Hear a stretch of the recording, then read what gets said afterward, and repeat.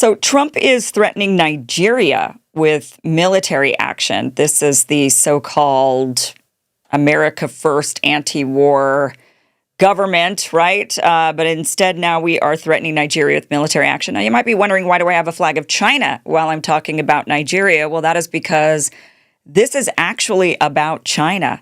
And I don't want anybody to get confused. I don't want anybody to think that, oh no, Trump is just now going to go and save Christians. We must save the Christians. This is not about the Christians, and I'm going to show you exactly the evidence as to why this is not about the Christians, but instead, this is actually about China. Let's just start off with where we're at today with all of this warmongering from the America First anti-war, no more regime change, focus on America president, Donald Trump. He says, if the Nigerian government continues to allow the killing of Christians, the USA will immediately stop aid and assistance to Nigeria and may very well go into that now disgraced country, guns a-blazing, to completely wipe out the Islamic terrorists who are committing these horrible atrocities.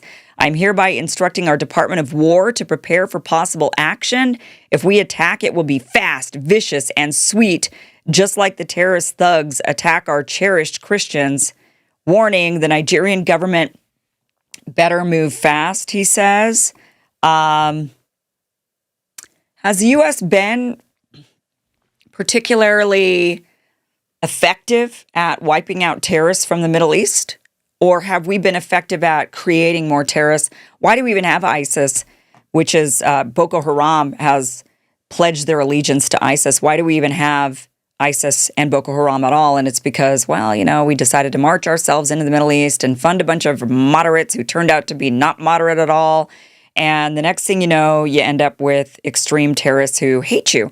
And Donald Trump wants to do more of that, thinking that it would be a good thing. Going on again, you know, to reiterate his position on this, it wasn't a one-time thing, but instead here saying that, you know, we are going in.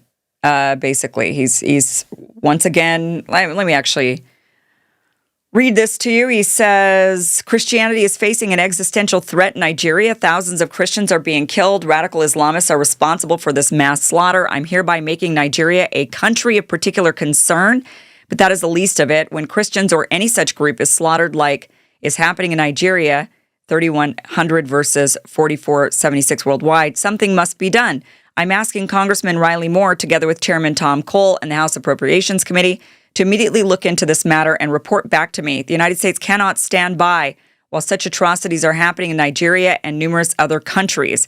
We stand ready, willing, and able to save our great Christian population around the world. This is appealing to people. I mean, this is how they do it. They don't want to tell you, look, we need to stop China and their Belt and Road Initiative, and they've been dumping a bunch of money into Nigeria, which we'll get into.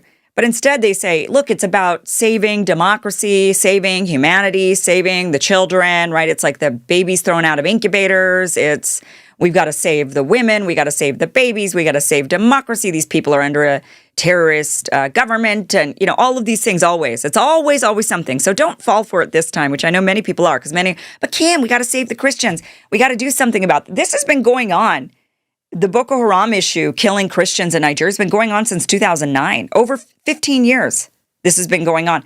Why suddenly now are we caring about the Christians being slaughtered when this has been going on for over a decade? Why suddenly now? It's not worse now than it was in other times. It's just that this is what they want you to do. They want you to pay attention to this so that you give them the green light to go and do this. And really, they just want to destroy Nigeria because they don't want China to use it for their Belt and Road Initiative, and Nigeria is quite important to them.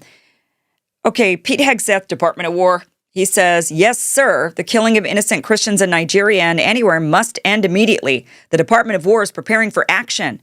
Either the Nigerian government protects Christians or we'll kill the Islamic terrorists who are committing these horrible atrocities.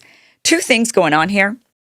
You know, I didn't think it could happen to me, but just recently, someone stole my information and actually bought a car under my name in Texas. While I was standing in the Idaho DMV getting my new driver's license, a thief was driving off the dealer lot pretending to be me. And I only caught it because I was getting bombarded with alerts. Now imagine if I hadn't seen them in time. And this is exactly why today's sponsor, Aura, matters. If you've ever wondered how scammers get your personal info, your phone number, your address, even where you supposedly work, it's because of data brokers. These shady companies collect your data and sell it to anyone, from marketers to scammers, and they make billions doing it. They don't ask your permission. And while they're legally required to remove your info if you ask, they make the process nearly impossible on purpose. Believe me, I'm going through it right now. But if I had Aura set up before, this thief would have had a much harder time. Aura automatically scans and scrubs your information from those data broker sites, and then it keeps it off. It also gives you real-time fraud alerts, so instead of finding out a day later that someone used your name, you get notified right away. That's the kind of tool I wish I had in place when all of this happened. But Aura is more than just removing your data from shady brokers. It's an all-in-one digital security app. It alerts you if your personal info is found on the dark web. It monitors your credit and bank accounts in real time. It gives you a secure VPN, password manager, antivirus, and more. And if something does happen, Aura covers you with up to $5 million in identity theft insurance and 24/7 US-based fraud support. The fact that companies profit off of our stolen data while we're left vulnerable is outrageous. I learned that the hard way. But I'm not leaving myself unprotected anymore, and you shouldn't either. Protect yourself and your family with Aura. Try it free for 14 days at aura.com/Kim Iverson. And in just 2 weeks, Aura will show you where your personal data is being exposed and start scrubbing it off the internet automatically. Again, that's aura.com/Kim Iverson. One, this is really an attempt to get China, that's the main thing we're going to be talking about here, and I'm going to explain that to you. But the other thing that's going on here is this. We got to defeat Islamist terrorists. We got to defeat those terrorists, right? And a lot of that is, now we've been hearing that for a long time, and that's worked on Americans for a long time until Americans realized we're not actually defeating any Islamist terrorists at all. In fact, we're creating more. And look what happened in Afghanistan. We're so tough and mighty. Trump saying it's going to be swift. It's going to be quick. Yeah, like it was in Afghanistan. I guess in the grand scheme of things, 20 years, when you're looking at the billions of years that the earth has been around, 20 years is fairly quick, I suppose. Maybe that's what he means. But the other thing going on here is that this is narrative that Israel loves, right? They're pushing this narrative a lot. We've got to defeat the Muslims. It's the Muslims. The Muslims are the problem. And anybody who's a Muslim is a problem. And it's Muslims versus Christianity. And that's what the Israelis have been trying to push, that narrative. And they've been pumping that out there endlessly to get Americans to hate Muslims and side with the Jews in Israel. And so they use this narrative. They're exporting it not only to, for example, Zoran Memdani. Oh no, the Islamists are taking over New York City.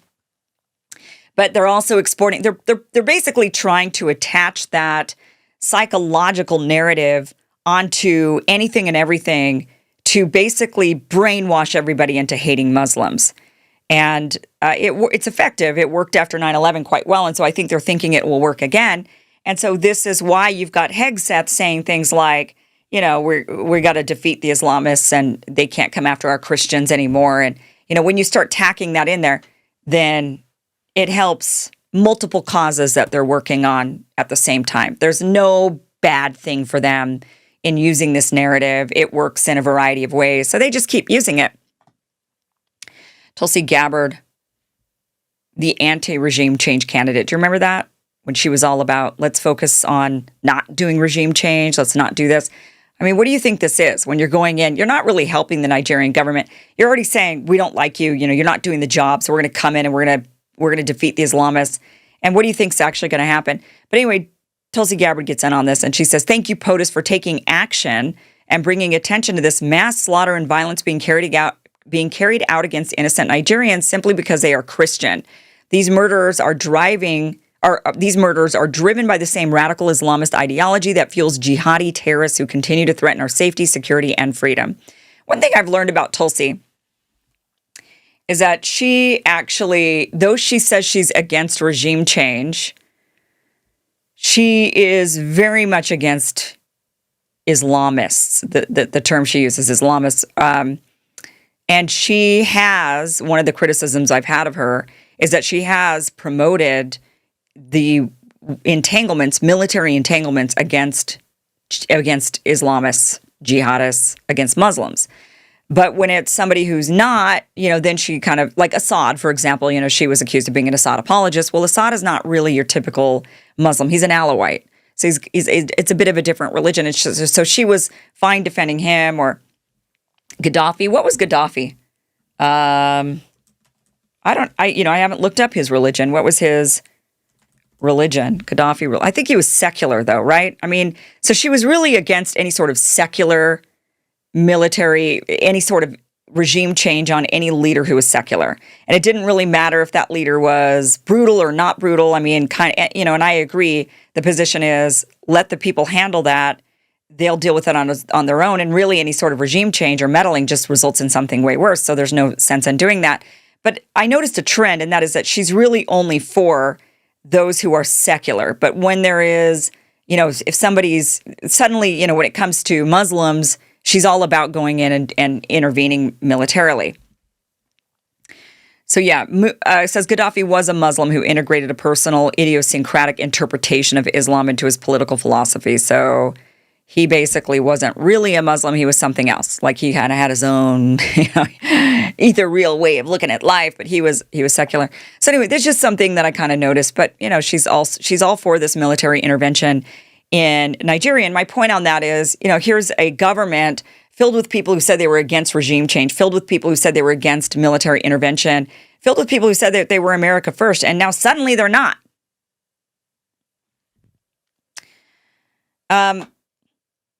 Even the Nigerians aren't really super thrilled by this. Most of them are saying, wait a minute, you're going to try to come in. We see what you do, America. When you come in, we see what you do. It's not great. You destroy places. You make it worse. You don't come in and make life better for the people. It's way worse. Leave our country alone. We don't want to have anything to do with you. In fact, I want to play this video clip for you. This is of Omiyele Sowore, and he was a presidential candidate of the African Action Congress, and here he is saying, stay out of our country. And, he's saying, but we as a country, we try to be responsible enough to focus on the solution and not the problem. And our point is this. There have been killings in Nigeria because of the exceptional situation that we find ourselves.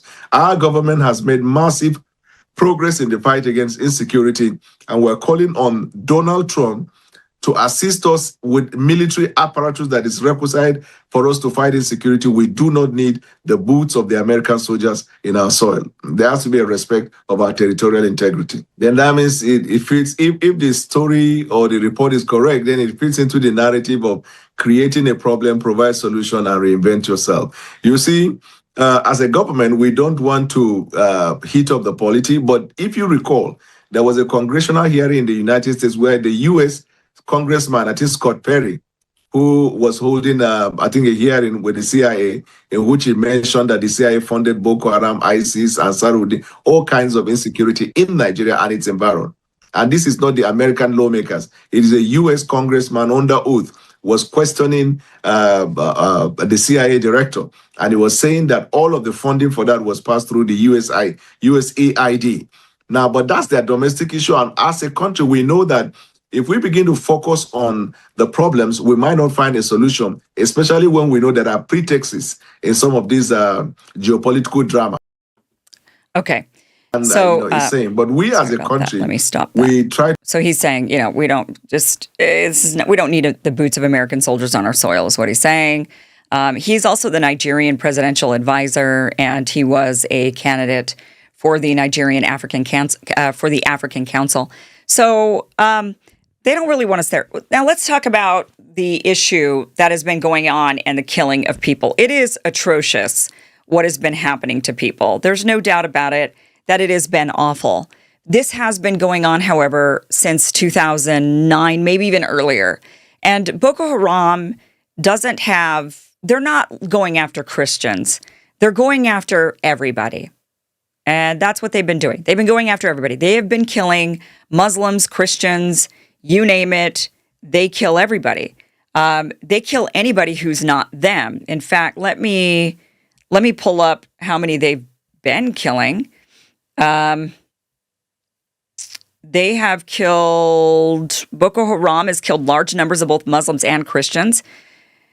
They have been killing higher numbers of Christians, according to some estimates, but they're really just killing, they go in and they kill anybody and everybody.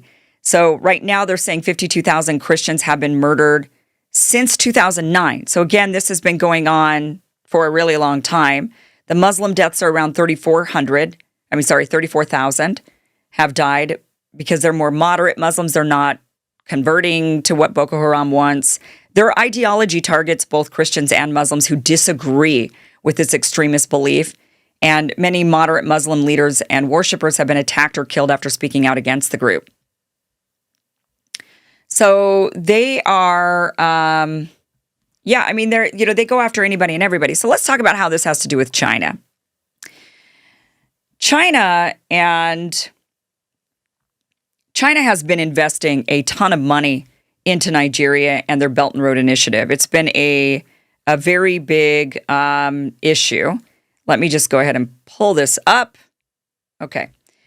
So in 2025 alone, this year alone, China has dumped a fortune into Nigeria. And what's really interesting is that China dumped a fortune into Nigeria, or just made a pretty big deal with Nigeria, actually at the beginning of October. So, and that's when this rhetoric really started to ramp up. You'll notice that we saw this real social media ramping up from the Israelis mostly about, what about Nigeria? What about Nigeria?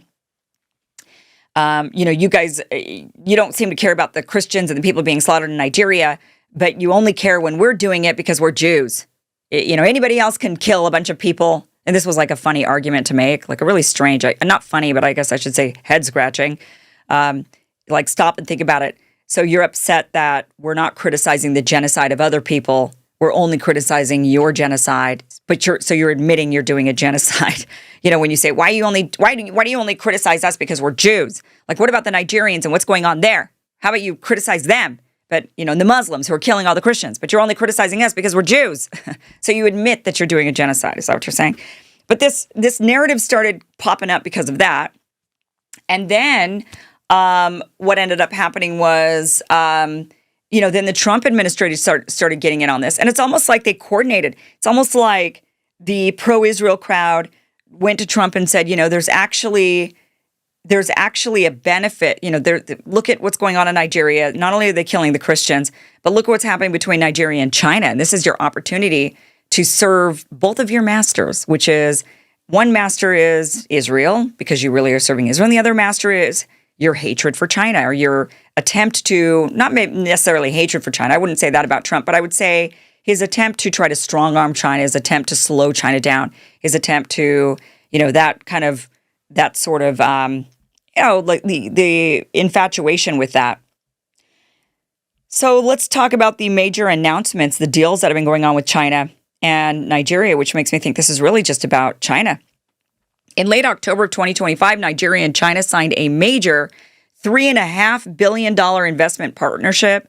This agreement focuses on boosting Nigeria's infrastructure, energy, and manufacturing sectors, including the construction of new solar power plants, modernization of rail lines, connecting major cities, Lagos and Kano and Port Harcourt, and expansion of industrial parks in Ogun, Kaduna states. The partnership was signed in Abuja and seen as a transformative move for Nigeria's economic strategy. You guys didn't really care about all of those why do I even try to make notes like this and then read them to you guys when it's, it's kind of a little bit. Anyway, they're doing a bunch of infrastructure and dumping a bunch of money into Nigeria. You probably don't know where any of these other cities are that I just mentioned, or any of these places, so they don't really matter. You just need to know that $3.5 billion were signed for Nigeria at the beginning of October, very suspiciously, and suddenly. That's what has happened. There's a big infrastructure going on there. What else is going on in Nigeria and between China and Nigeria? At the end of October of 2025, China reiterated its commitment to deeper cooperation with Nigeria as part of its new 15th five-year plan. This includes aligning Chinese economic strategy with Nigeria's development priorities, particularly in areas like infrastructure, agriculture, digital technology, and green development. China also expressed interest in greater people-to-people exchanges and celebrating the 55th anniversary of diplomatic relations in 2026.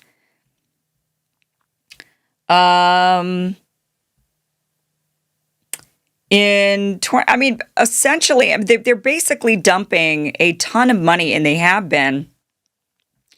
In fact, I believe that they've dumped a total of $21 billion in construction deals in Nigeria in 2025 alone. 1 year alone, China, in the first half, actually, of 2025, 21 billion in construction deals, making it the focal point for China. In fact, let me show you this map here. To be responsible. Sorry about that. There we go.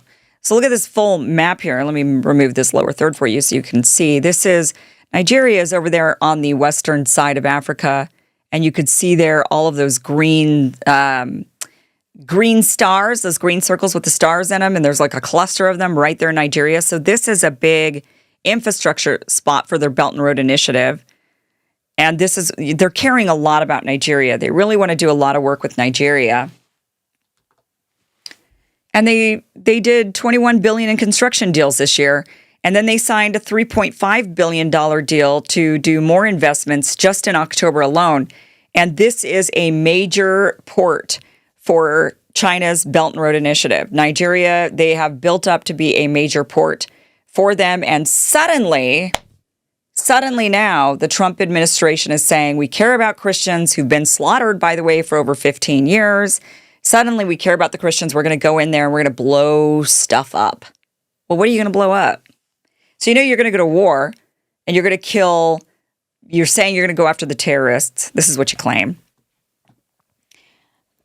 And then you're going to blow up a bunch of the infrastructure, all of this $20 billion, $25 billion of infrastructure that China put into the country. Let me guess. All of that is under the control now of Boko Haram, or Boko Haram's using it to smuggle their weapons to kill the Christians, or Boko Haram is, what else could they possibly be doing? But whatever it is, you must blow up the infrastructure that China just built. And then now, but you were doing it to save Christians, so it's okay. Stop being a conspiracy theorist thinking this is about China. And in the end, what do you get? In the end, you get China's halted. China's unable to really build out their Belt and Road. And what happens if you can halt their Belt and Road Initiative? You stop them from becoming the greatest world power, which is what the aim is to stop China from rising up with their 1.7 billion people, or how many, 5 times the population of the United States, stopping them from becoming the world economic power, stopping them from controlling. And the way they've been doing that, interestingly, is throughout it seems like everywhere China announces a new big investment, throughout Asia, throughout Africa, throughout the Middle East, like Lebanon, right? China signs a big deal with Lebanon, and what do you know? The port explodes. Just mere moments, really, mere days after China announces that they're doing a big deal with Lebanon to use their ports for their Belt and Road Initiative, and suddenly the port blows up. Oh, looked like a freaking nuclear bomb, but then they're saying, oh no, it was just like fireworks that accidentally caught fire and blew up. And it looked like a nuke, but don't worry, it was just fireworks. Suddenly that's blown up. Suddenly all throughout Africa, there's a big Islamic terrorist problem all throughout Africa, throughout all the areas where China wants to build a Belt and Road Initiative. I mean, if you look at the map, I can't bring it up for you guys. Well, I can. I can bring up this map, right? Let me just go back to this map. China, the only foreign military base that China has, it only has one off the shore of China, outside of China, and that is at Djibouti. And Djibouti is right there where where Yemen, and they got to go through that little tiny strip of water in the strait in order to get in to the Middle East and to get out. And that's the only base that China has outside of China. So this part of Africa is very important to them. But suddenly, in that part of Africa, Sudan and Ethiopia and Eritrea and all these places, they're suddenly having a lot of war, a lot of Islamist terrorists, a lot of issues. Suddenly, and why would that be? And then suddenly now Nigeria is on the focus point. Nigeria's been having this problem for a while, and the government has certainly failed at protecting the people, but a lot of people are being slaughtered. It's not just a Christian slaughter. So suddenly and then throughout Asia, Indonesia suddenly is having more, of Philippines having a big crisis. Like all of these areas, it just so happens that they end up having a terrorism issue shortly after they announce a Belt and Road Initiative partnership? Or what about the Uyghurs in Western China? Now we have this whole narrative of they're committing a genocide. They're committing a genocide. We know what a genocide looks like. We've literally watched it now live streamed for the last couple of years. And you see it. You know what a genocide looks like. You can't hide a genocide. Where are the pictures coming from Western China and the Uyghurs? And so there were no pictures. And so what did they then say? They said, well, it's a cultural genocide. Well, what does that mean, a cultural genocide? And they said, well, that means that you're erasing the culture of the people. You're forcing them to speak Chinese rather than their native language. You're forcing them to assimilate into mainland China, into the rest of China. And that's a cultural genocide. You're forcing them to assimilate. Americans saying this, all the while they're saying the people that come to this country need to assimilate. And nonetheless, they still, they get on China's case about this and they say, well, it's a big genocide, so we need to basically halt all progress and growth coming out of that region of China. And we're going to threaten you. We're going to threaten the country, the companies that build factories in that part, because you're now supporting a genocide. You're probably using slave labor. And so we've got to stop you in every way, shape, or form from any sort of economic growth. And the reason the U.S. wanted to do that in that region was because there were a lot of terrorist activity going on between these Uyghur nationalists and China. They were attacking China, these Uyghur nationalists. And we wanted that to continue. We liked that. We wanted the terrorism to continue. And so we accused China when they cracked down on it, and they said, you know what, you're not allowed to practice this extreme form of Islam anymore, and we're going to send you to re-education camps. And in these re-education camps, we're going to teach you some skills, and then you have to assimilate. Basically, we're going to assimilate you. And we said, wow, that's terrible. How could you dare do that to people? And so when China did all of that, the terrorist attacks went down, and now they're pretty much non-existent. And so what are we trying to do? We're trying to hinder them and tell them, no, you've still got a genocide problem. And we're doing everything we possibly can. And the real reason is because that area, that Uyghur Xinjiang region is on the western part of China, and that's why they need to, that's a major area for their Belt and Road Initiative. They've got to bring stuff out, going directly through that Xinjiang region in order to get to the rest of Asia and the rest of the world and toward Europe. And so it seems like at every turn, anytime China announces anything, suddenly there's a problem. So I think what I would say is anytime you see a news story about terrorism in particular, I would say that in particular, just do one Google search. And in your Google search, just Google, or go to AI, right, in some sort of research and say, has there been any recent news about China doing a deal with whatever country it is, Lebanon, when you see like a port blew up? Has China recently announced any sort of deals with Lebanon? Has China recently announced any sort of deals with Nigeria? Has China announced any recent deals with, and just, you'll see over and over, like Indonesia or wherever, and you'll see over and over every time there's a big news story that, yes, China just recently announced a big deal. And essentially what we're trying to do is slow those deals down. And we want to just blow stuff up in order to slow that down. Oh, you just spent $1 billion on that bridge? Sorry, it's gone now. Oh, you just spent a bunch of money reinforcing that port? Or you just did a deal thinking you're going to build that port? Yikes. Panama Canal, we got to take that back. China's using it. Everything that's in the news right now, many of those things have to do with China and stopping their Belt and Road Initiative. So it's just important to know the facts here. Because why would we suddenly, and it's not that we shouldn't care about these people being slaughtered, we should. And I'm not saying that there isn't a moral obligation to maybe go help them. Maybe there is. But I'm saying that's not why we're doing it. That's not why Trump is announcing it. That's not why Hegseth's saying we're ready for war. That's not why they're championing it. They're championing it for purely selfish reasons, and that is to stop China. It has nothing to do with the Christians. It has nothing to do with Boko Haram. It has nothing to do with any of that. And I guarantee if we go in there, guns a-blazing, that we will make things worse. Because we're not there to make things better. We're there to make things unstable so that China can't use the country. It's basically worth nothing to them. Whoops, sorry about that. Can't do your whole Belt and Road thing when the whole world is destabilized and in war. And so it works for a lot of people. right? So nobody's stopping Trump on this. Nobody's stopping the Trump administration. You don't have the they're not going to care. The Israelis love this. They're saying, yeah, go talk about targeting Muslims so that we can then have an excuse and say we must eradicate all of these Palestinians from our land. They're Muslims. And remember how bad Muslims are? Works for them. Works for the war, the military-industrial complex. They love this too. Yes. Talk about saving the world. In fact, we've been using this narrative for decades now. We want you to save the world so that we can continue making bombs and ruining the world. Sounds like a great plan. Love it. Keep it going. Right? This works for everybody. And that's why they're using this. And who it doesn't work for in the Nigerians, it's not going to work for the Christians. They don't care about Christians. They didn't care about them in Israel. They didn't care about Justin Amash's family that got blown up by Israel while they were hunkering down in a church, a Christian church. They didn't give a damn about them at all. So they don't care about Christians. This is about China, plain and simple. That is what this is about. So everybody just needs to know, eyes wide open. Going into Afghanistan, going into the Middle East, it wasn't about all the things that they said. It wasn't about babies being thrown out of incubators. It was about oil. Or it was about Israel. It was about something else. So we always have to ask, what is this really about? And this, the whole warmongering against Nigeria, this is actually about China.